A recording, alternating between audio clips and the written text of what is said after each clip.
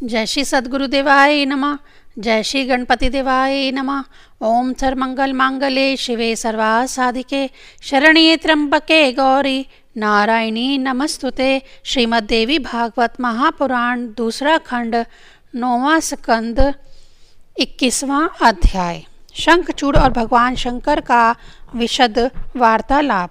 श्री नारायण बोले, हे नारद, श्री कृष्ण की भक्ति में तत्पर रहने वाले शंखचूड़ ने मन में श्री कृष्ण का ध्यान करके ब्रह्म मुहूर्त में अपनी मनोहर पुष्पशैया से उठकर स्वच्छ जल से स्नान करके रात के वस्त्र त्याग कर धुले हुए 2 वस्त्र धारण किए। तदंतर उज्ज्वल तिलक लगाकर उसने अपने इष्ट देवता के वंदन आदि नित्य कृत्य संपन्न किए। उसने दही, घृत, मधु और धान का लावा आदि मंगलकारी वस्तुओं का दर्शन किया।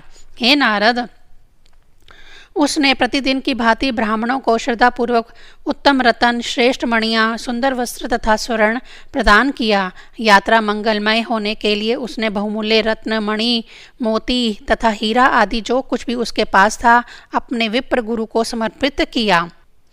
उसने अपने कल्याणार्थ श्रेष्ठ तथा सुंदर हाथी, घोड़े और धन सामग्री सब कुछ दरिद्र ब्राह्मणों को प्रदान किए। इसी प्रकार शंखचूड़ ने ब्राह्मणों को प्रसन्नता पूर्वक हजारों कोष भंडार, 2 लाख नगर और 100 करोड़ गांव प्रदान किए। तत्पश्चात उसने अपने पुत्र को संपूर्ण दानवों का राजा बनाकर उसे अपनी पत्नी, राज्य, संपूर्ण संपत्ति, प्रजा, सेवक वर्ग, कोष और वाहन आदि सौंप कर स्वयं कवच पहन लिया और हाथ में धनुष धारण कर लिया। फिर क्रम से सेवकों के माध्यम से सैनिकों को एकत्रित किया। हे नारद, उस दानवराज के द्वारा 3 लाख घोड़ों, 1 लाख उत्तम कोटि के हाथियों, 10,000 रथों, 3 करोड़ धनुर्धारियों, 3 करोड़ कवचधारियों और 3 करोड़ त्रिशूलधारियों से युक्त एक विशाल सेना तैयार कर ली गई। जो रण में सभी रथियों में श्रेष्ठ होता है उसे महारथी कहा जाता है।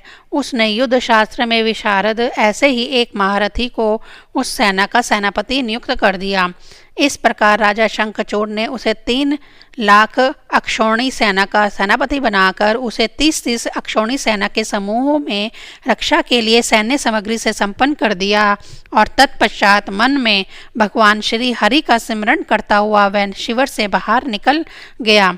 वह सर्वोत्तम रत्नों से निर्मित विमान पर आरूढ़ हुआ और गुरु वृंदों को आगे करके भगवान शंकर के पास चल पड़ा। हे नारद, पुष्प भद्रा नदी के तट पर एक सुंदर वट वृक्ष है। वहाँ सिद्ध महात्माओं का सिद्ध आश्रम है। उस स्थान को सिद्धि क्षेत्र कहा गया है। भारत में स्थित वह पुण्य क्षेत्र कपिल मुनि की तपोभूमि है। वह पश्चिमी समुद्र के पूर्व में, मल्य पर्वत के पश्चिम में, श्रीशैल पर्वत की उत्तर दिशा में और गंधमादन पर्वत की दक्षिण दिशा में स्थित है। वहाँ भारतवर्ष की एक पुण्यदायिनी नदी बहती है जो 5 योजन चौड़ी तथा उससे 100 गुनी लंबी है। पुष्पभद्रा नामक वह कल्याणकारिणी, शाश्वत तथा शुद्ध स्फटिक मणि के सदृश प्रतीत होने वाली नदी जल से सदा परिपूर्ण रहती है। लवण समुद्र की प्रिय भार्या के रूप में प्रतिष्ठित वह नदी सदा सौभाग्यवती बनी रहती है। वह हिमालय से निकली हुई है और कुछ दूर जाकर शरावती नदी में मिल गई है। वह गोमती को अपने से बाएं करके प्रवाहित होती हुई अंत में पश्चिम समुद्र में समाविष्ट हो जाती है। वहां पहुंचकर शंखचूड़ ने देखा कि करोड़ों सूर्य के समान प्रकाशमान चंद्रशेखर भगवान शिव वट वृक्ष के नीचे विराजमान हैं। वह मुद्रा से युक्त होकर योगा आसन में स्थित थे और उनके मुखमंडल पर मुस्कान व्याप्त थी। ब्रह्म तेज से दीप्तिमान वे भगवान शंकर शुद्ध स्फटिक मणि के समान प्रतीत हो रहे थे। वह अपने हाथों में त्रिशूल और पट्टिश तथा शरीर पर श्रेष्ठ बागंबर धारण किए हुए थे। अपने भक्तों की मृत्यु तक को टाल देने वाले, शांत स्वभाव, मनोहर, तपस्याओं का फल तथा सभी प्रकार की संपदाएं प्रदान करने वाले शीघ्र प्रसन्न होने वाले, प्रसाद पूर्ण मुखमंडल वाले, भक्तों पर अनुग्रह करने के लिए व्याकुल, विश्वनाथ, विश्वबीज, विश्वरूप, विषज, विशंबर, विश्ववर, विश्व संहारक, कारणों के भी कारण, नरक रूपी समुद्र से पार करने वाले, ज्ञानप्रद, ज्ञान बीज, ज्ञानानंद तथा सनातन, उन गौरीपति महादेव को देखकर उस दानेश्वर शंखचूड़ ने विमान से उतरकर सबके साथ वहां विद्यमान शंकर को सिर झुकाकर भक्ति पूर्वक प्रणाम किया। शंखचूड़ ने शिव के वाम भाग में विराजमान भद्रकाली तथा उनके सामने स्थित कार्तिकेय को भी प्रणाम किया। तब भद्रकाली, कार्तिकेय तथा भगवान शंकर ने उसे आशीर्वाद प्रदान किया। शंखचूड़ को वहां आया देखकर नंदीश्वर आदि सभी गण उठकर खड़े हो गए और परस्पर सम्यक बातें करने लगे। उनसे बातचीत करके राजा शंखचूड़ शिव के समीप बैठ गया। तब प्रसन्न चित्त वाले भगवान महादेव उससे कहने लगे। महादेव बोले, संपूर्ण जगत की रचना करने वाले धर्मात्मा ब्रह्मा धर्म के पिता हैं। परम वैष्णव तथा धर्म प्रयाण मारीच उन धर्म के पुत्र हैं और उन मारीच के पुत्र धर्म प्रयाण कश्यप हैं। प्रजापति दक्ष ने प्रसन्नता पूर्वक उन्हें अपनी 13 कन्याएं सौंप दी थी। उन्हीं कन्याओं में से एक परम साध्वी दनु भी है, जो उस वंश का सौभाग्य बढ़ाने वाली हुई। उस दनु के 40 पुत्र हुए, जो तेज संपन्न प्रबल दानव के रूप में विख्यात थे। उन पुत्रों में महान बल तथा पराक्रम से युक्त एक पुत्र विप्रचिति था। उसका पुत्र दंभ था, जो परम धार्मिक, विष्णु भक्त तथा जितेंद्रिय था। उसने शुक्राचार्य को गुरु बनाकर परमात्मा श्री कृष्ण के उत्तम मंत्र का पुष्कर क्षेत्र में 1 लाख वर्ष तक जप किया। तब उसने कृष्ण की भक्ति में सदा संलग्न रहने वाले तुम जैसे श्रेष्ठ पुरुष को पुत्र रूप में प्राप्त किया। पूर्व जन्म में तुम भगवान कृष्ण के पार्षद और गोपों में परम धार्मिक गोप थे। इस समय तुम राधिका के शाप से भारतवर्ष में दानेश्वर बन गए हो। भगवान विष्णु का भक्त ब्रह्मा से लेकर तृण पर्यंत सभी को तुच्छ समझता है। वैष्णव श्री हरि की सेवा को छोड़कर सालुक्य, सृष्टि, सायुज्य और समीप्य इन मुक्ति को दिए जाने पर भी स्वीकार नहीं करते। वैष्णव ब्रह्म तत्व अथवा अमर तत्व को भी तुच्छ मानता है। इंद्र तत्व और अथवा मनुष्य तत्व को तो वह किन्हीं भी गणनाओं में स्थान नहीं देता है। तो फिर तुम जैसे कृष्ण भक्त को देवताओं के ब्रह्मात्मक राज्य से क्या प्रयोजन? हे राजन, तुम देवताओं का राज्य वापस कर दो और मेरी प्रीति की रक्षा करो। तुम अपने राज्य में सुखपूर्वक रहो और देवता अपने स्थान पर रहें। प्राणियों में परस्पर विरोध नहीं होना चाहिए, क्योंकि सभी तो मुनि कश्यप के ही वंशज हैं। ब्रह्म हत्या आदि से होने वाले जितने पाप हैं, वे जाति द्रोह करने से लगने वाले पाप की 16वीं कला के भी बराबर नहीं है। हे राजेंद्र, यदि तुम इसे अपनी संपत्ति की हानि मानते हो तो यह सोचो कि किन लोगों की सभी स्थितियाँ सदा एक समान रहती हैं। प्राकृतिक प्रलय के समय ब्रह्मा की भी सदा तिरोधान हो जाया करता है। तदंतर ईश्वर के प्रभाव तथा उनकी इच्छा से पुनः उनका प्रगटय होता है। उस समय उनकी स्मृति लुप्त रहती है। फिर तपस्या के द्वारा उनके ज्ञान में वृद्धि हो जाती है, यह निश्चित है। तत्पश्चात वे ब्रह्मा ज्ञान पूर्वक क्रमशः सृष्टि करते हैं। सतयुग में लोग सदा सत्य के आश्रय पर रहते हैं, इसलिए उस युग में धर्म अपने परिपूर्णतम स्वरूप में विद्यमान रहता है। वही धर्म त्रेता युग में 3 भाग से, द्वापर में 2 भाग से तथा कली में 1 भाग से युक्त कहा गया है। इस प्रकार क्रम से उसका एक एक अंश कम होता रहता है। कली के अंत में अमावस के चंद्रमा की भांति धर्म की कला केवल नाम मात्र रह जाती है। ग्रीष्म ऋतु में सूर्य का जैसे तेज रहता है, वैसे शिशिर ऋतु में नहीं रह जाता। दिन में भी सूर्य का जैसा तेज मध्याह्न काल में होता है, उसके समान तेज प्रातः तथा संध्या काल में नहीं रहता। सूर्य समय से उगते हैं तथा फिर क्रम से बाल सूर्य के रूप में हो जाते हैं। तत्पश्चात प्रचंड रूप से प्रकाशित होने लगते हैं और पुनः यथा समय अस्त हो जाते हैं। वह काल ऐसा भी कर देता है कि सूर्य को दिन में ही मेघाच्छन्न आकाश में छिप जाना पड़ता है। वे ही सूर्य राहु से ग्रसित होने पर कांपने लगते हैं और फिर थोड़ी देर में ही प्रसन्न हो जाते हैं। जैसे पूर्णिमा तिथि को चंद्रमा पूर्णतम रहते हैं, वैसे ही सदा नहीं रहते, अपितु प्रतिदिन अपनी उनकी कला में क्रमशः क्षय होता रहता है। तत्पश्चात अमावस से इनमें दिनों दिन वृद्धि होने लगती है और यह पुनः पुष्ट हो जाते हैं। चंद्रमा शुक्ल पक्ष में शोभा युक्त रहते हैं और कृष्ण पक्ष में क्षय के द्वारा म्लान हो जाते हैं। राहु के द्वारा ग्रसित होने के अवसर पर यह शोभाहीन हो जाते हैं और आकाश के मेघा अच्छन होने के समय यह प्रकाशित नहीं होते। इस प्रकार काल भेद से चंद्रमा किसी समय तेजस्वी और किसी समय शोभावहीन हो जाते हैं। इस समय श्रीवहीन राजा बलि भविष्य में सुतल लोक के इंद्र होंगे। सबकी आधार स्वरूपा पृथ्वी काल के प्रभाव से सारस्यों से संपन्न हो जाती है और फिर वही पृथ्वी काल के प्रभाव से प्रलयकालीन जल में निमग्न हो जाती है और तिरोहित होकर अपलवित हो जाती है। एक निश्चित समय पर सभी लोग नष्ट हो जाते हैं और फिर समय पर उत्पन्न भी हो जाते हैं। इस प्रकार जगत के संपूर्ण चर अचर पदार्थ काल के ही प्रभाव से नष्ट होते हैं तथा उत्पन्न होते हैं। ऐश्वर्य संपन्न पर ब्रह्म परमात्मा की ही समता काल से हो सकती है। उन्हीं की कृपा से मैं मृत्युंजय हो सका हूँ। मैंने असंख्य प्राकृत प्रलय देखे हैं तथा आगे भी बार बार देखूंगा। वे ही प्राकृतिक रूप हैं और वे ही परम पुरुष भी कहे गए हैं।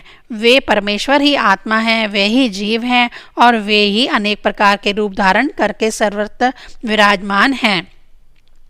जो मनुष्य उन परमेश्वरों के नामों तथा गुणों का सतत कीर्तन करता है वह यथा समय जन्म मृत्यु रोग भय तथा बुढ़ापे पर विजय प्राप्त कर लेता है। उन्हीं परमेश्वर ने ब्रह्मा को सृजन करता, विष्णु को पालन करता तथा मुझ महादेव को संहार कर्ता के रूप में स्थापित किया है।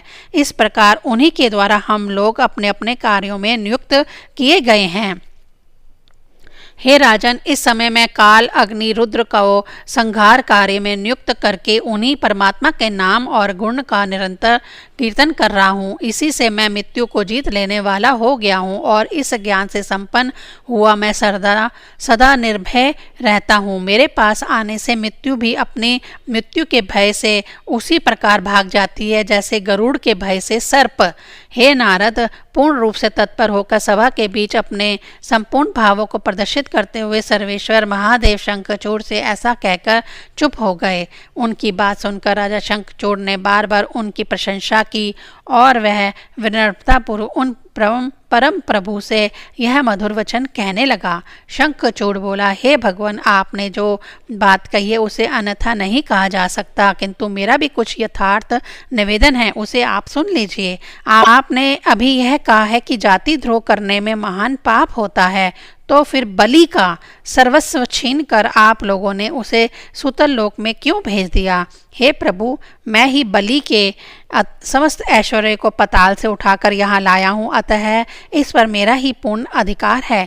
इस समय मैं बलि को सुतल लोक से लाने में समर्थ नहीं था, क्योंकि भगवान श्री हरि गदा धारण किए वहाँ स्थित थे।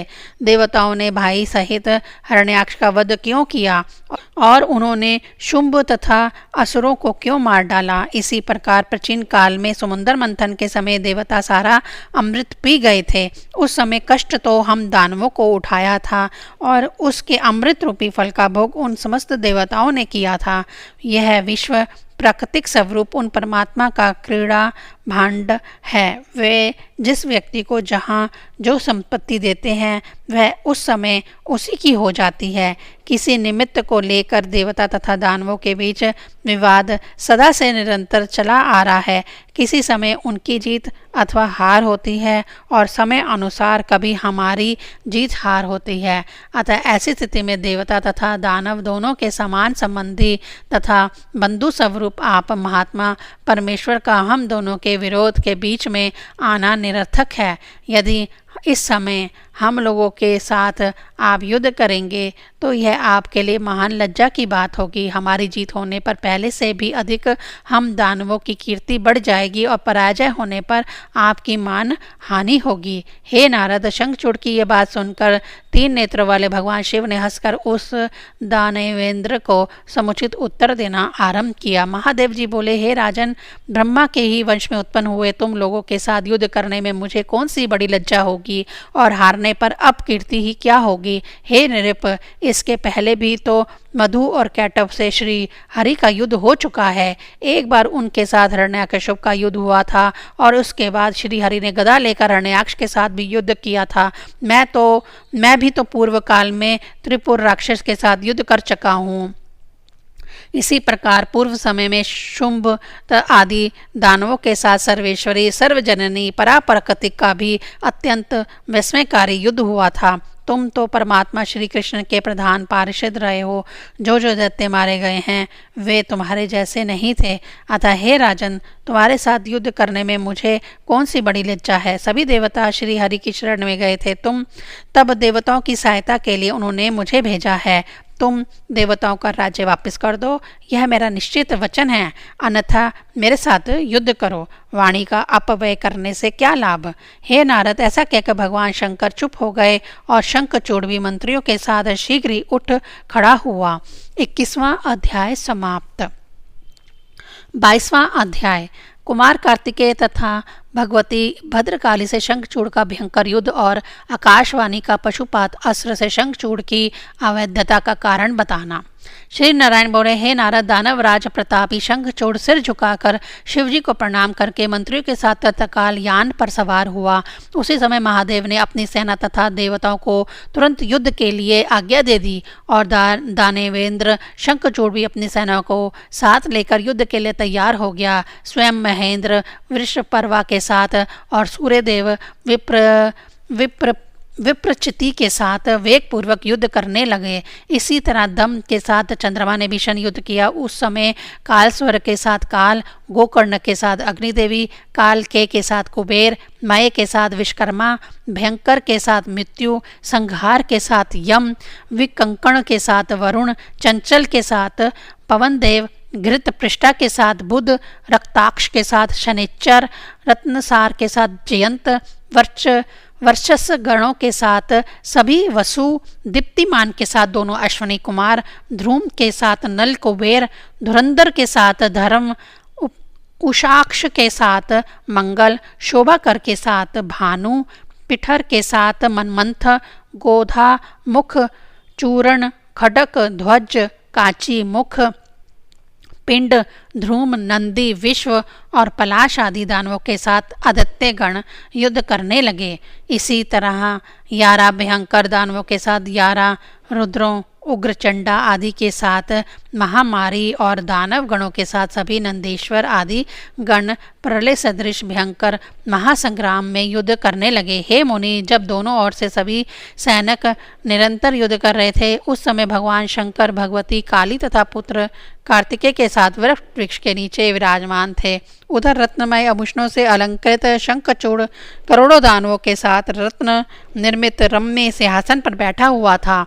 उस युद्ध में दानवों ने शंकर जी के अनेक योद्धाओं को परास्त कर दिया। सभी देवताओं के अंग शत विशत हो गए और वे भयभीत होकर भाग चले। यह देखकर कार्तिकेय कुपित हो उठे और उन्होंने देवताओं को अभय प्रदान किया। तद उन्होंने अपने तेज से अपने गणों के बल में वृद्धि की। तदंतर वे अकेले ही दानव गणों के साथ युद्ध करने लगे।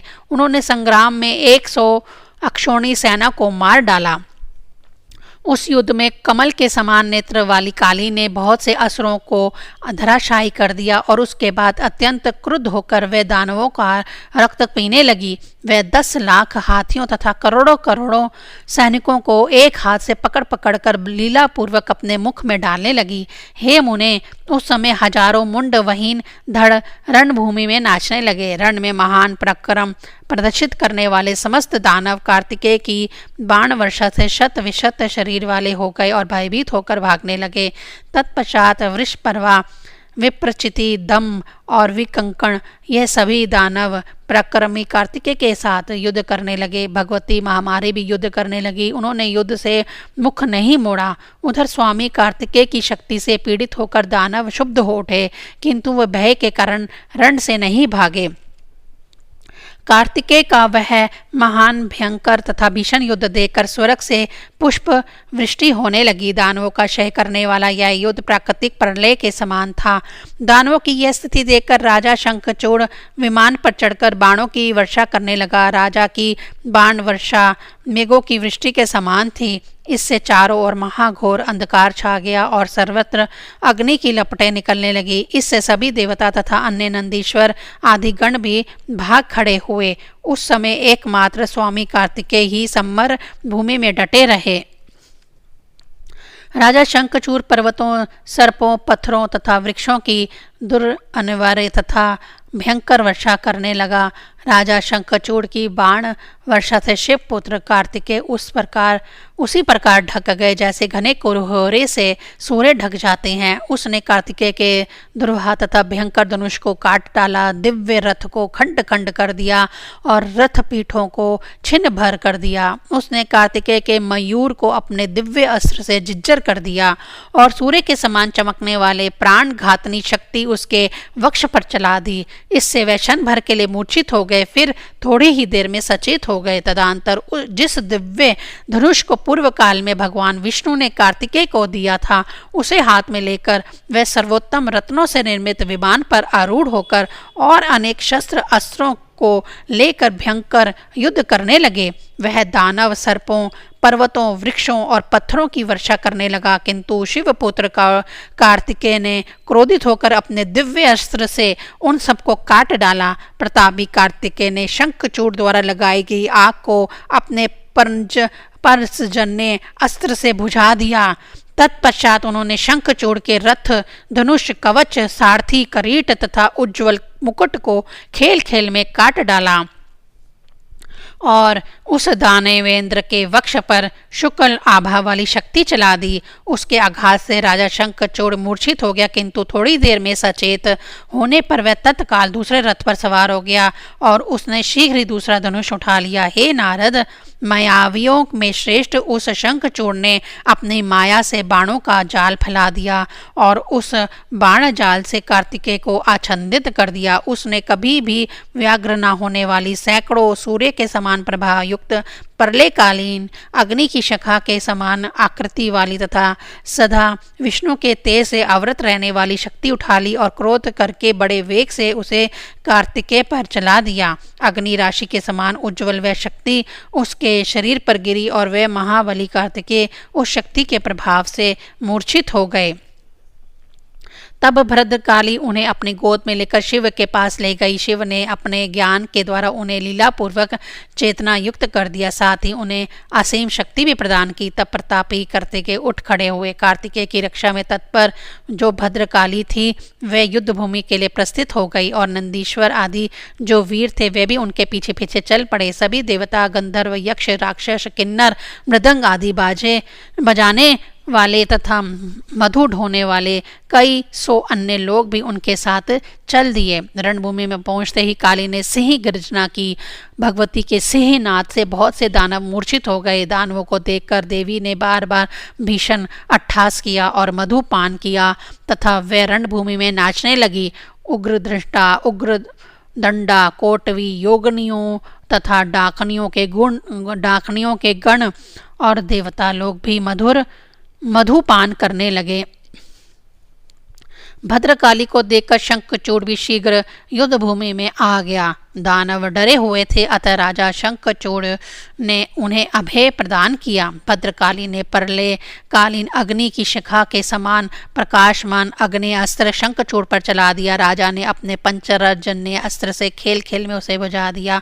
तदंतर उस काली ने अत्यंत तीव्र तथा अद्भुत वारुण अस्त्र उस पर चलाया, जिसे उस दानवराज ने अपने गंधर्वास्त्र से लीलापूर्वक काट दिया। तब काली ने अग्नि शिखा के सदृश तेजस्वी माहेश्वरा अस्त्र उस पर चलाया, जिसे राजा शंखचूड़ ने अपने वैष्णवा अस्त्र से बड़ी सहजता पूर्वक शीघ्र ही विफल कर दिया। इसके बाद काली ने राजा शंखचूड़ पर मंत्र पूर्वक नारायण अस्त्र चलाया। उसे देखते ही उसने रथ से उतरकर प्रणाम किया और प्रलय अग्नि की शिखा के समान तेजस्वी वह अस्त्र उस ऊपर की ओर चला गया। शंखचूड़ भक्ति पूर्वक दंड की भांति जमीन पर पड़कर पुनः प्रणाम करने लगा तत्पश्चात देवी ने प्रयत्नशील होकर मंत्र पूर्वक ब्रह्मास्त्र चलाया। उस राजा शंखचूड़ ने अपने ब्रह्मास्त्र से उसका शमन कर दिया।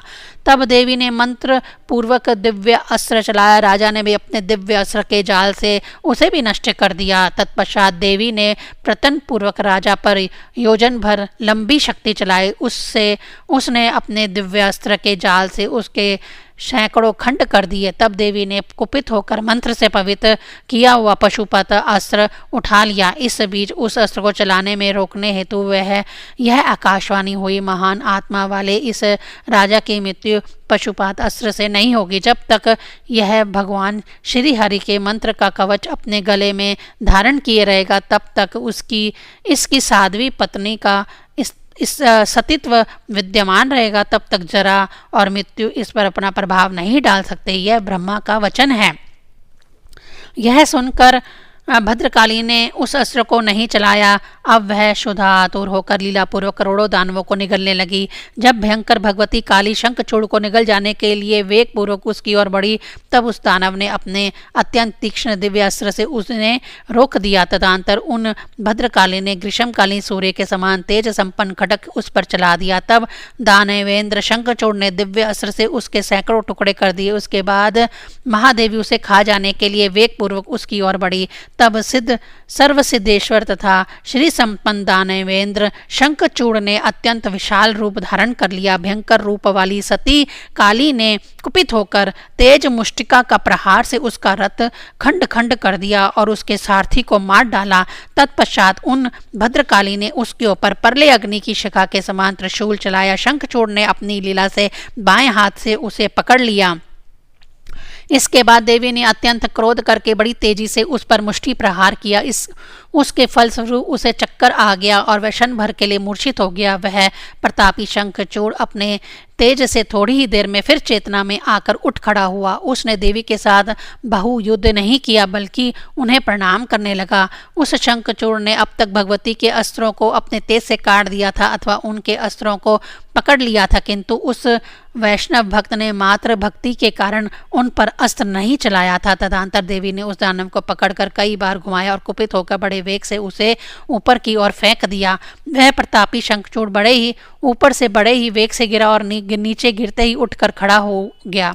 तदंतर भद्रकाली को प्रणाम करके वह अत्यंत मनोहर रत्न निर्मित विमान पर हर्षपूर्वक आरूढ़ हो गया।